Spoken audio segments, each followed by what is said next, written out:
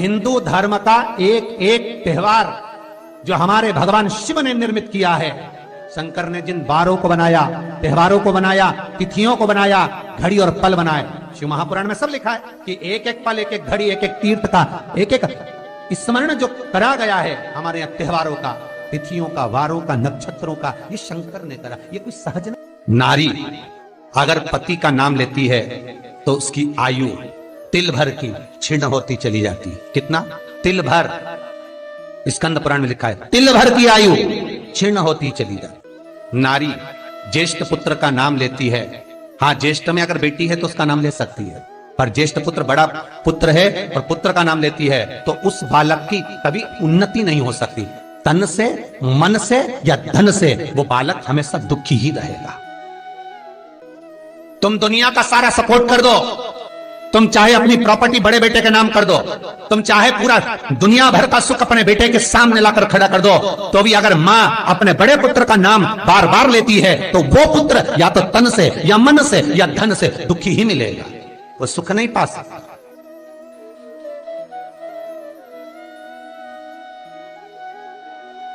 और जिन जिन के घर में बड़ा पुत्र हो और बड़े पुत्र का नाम आप माताएं लेती हो तो उसकी दशा जरूर देख लेना एक बार। हो कथा गलत नहीं कह सकती, स्कंद पुराण कभी गलत नहीं जा सकती।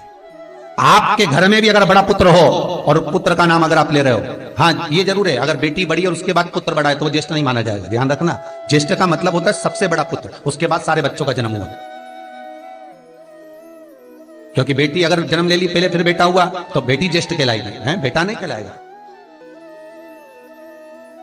अगर पहला ज्येष्ठ पुत्र है तो मां सारी प्रॉपर्टी दे दे, सारा वैभव दे दे, मां सारा दौलत दे दे, मां उसके ऊपर सर्वस्व निछावर कर दे, पर अगर बेटे का नाम माता बार बार लेती है तो उस बेटे की उन्नति, तरक्की नहीं हो सकती, उसको जीवन में सुख नहीं मिल सकता, कुछ ना कुछ चीज से वो दुखी रहेगा।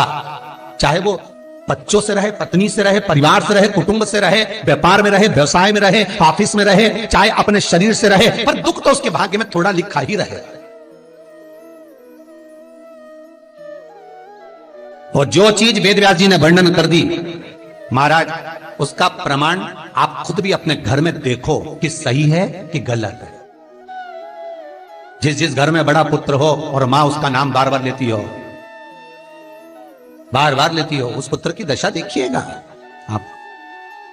तन, मन और धन तीन तरह से। इसलिए निवेदन करूंगा मेरी माताओं से, आपका प्रेम बहुत है क्योंकि आपका बेटा बड़ा है, आपका पुत्र बड़ा है, आपका बहुत प्रेम है और बेटे का भी माता के प्रति बहुत प्रेम है, पर उस प्रेम में तुम्हारा जो संबोधन है बार बार नाम लेने का, उससे उसको तकलीफ हो सकती है। इसलिए निवेदन है, मेरे कृष्ण का नाम कृष्ण था पर यशोदा कभी कृष्ण नहीं बोली है, कभी नहीं, यशोदा कभी कृष्ण नहीं बोली, कनुआ कहती थी। आपके बेटे का नाम कुछ भी, आप उसको नाम से मत पुकारो, उसका नाम चेंज कर दो, थोड़ा सा बदल दो, आप उस नाम से उसको पुकारना प्रारंभ करो। आप जो भी बोलना चाहे, आपके दिल की बात है, तो आपके पुत्र से आप क्या बोल सकते हो।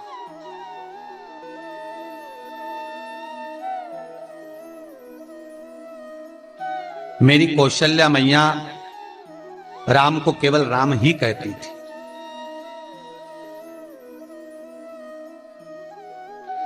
केकई राघव कहती थी, सुमित्रा रघु कहती थी, पर कौशल्या नाम नहीं बदलता। और ज्येष्ठ पुत्र थे राम, बड़े थे, बड़े हुए, वन जाना पड़ा, लौट कर आए, धोबी की वार्ता सुनकर सीता का परित्याग करना पड़ा, समय आया लक्ष्मण का त्याग करना पड़ा, और समय आया तो ये शरीर को ही सरयू में छोड़ना पड़ा। कहां से? स्कंद पुराण कहती है पति का नाम अगर नारी ले रही है तो तिल तिल भर उसकी उम्र घट रही है। पर ना जाने माताओं को ऐसा क्या है कि वो आज का फैशन हो गया, ए राघव इधर आ, राघव भी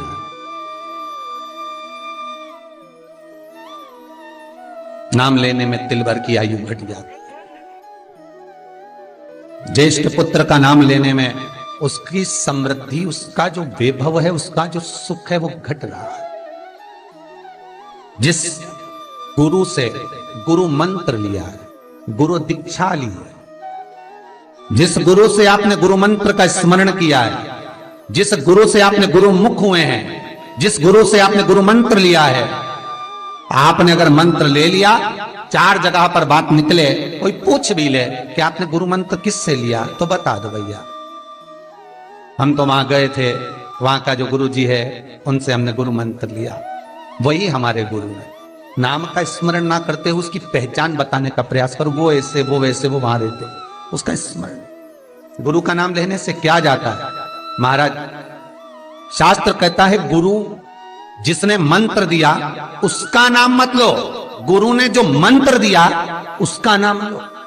बहुत ध्यान देना महाराज, दुनिया के लोग गुरु का नाम लेकर बैठे हैं, उन गुरु जी से मंत्र लिया था तो उन्हीं का नाम लिया जाए, श्री ये मान जी ये मान जी। अरे क्या नाम लेना, क्या नाम ले? हमें गुरु का नाम नहीं याद करना, हमें गुरु मंत्र याद करना, जो गुरु ने मंत्र दिया उसका स्मरण करना। क्या होता है? स्कंद पुराण कहती है जब माला जपने के लिए बैठते हैं तो गुरु का श्री विग्रह तुम्हारे सामने होना चाहिए कि हमने उन गुरु जी से मंत्र लिया है, पर गुरु का नाम नहीं। गुरु मंत्र लेते समय गुरु का विग्रह सामने हो और मंत्र जो गुरु ने दिया है उसका स्मरण।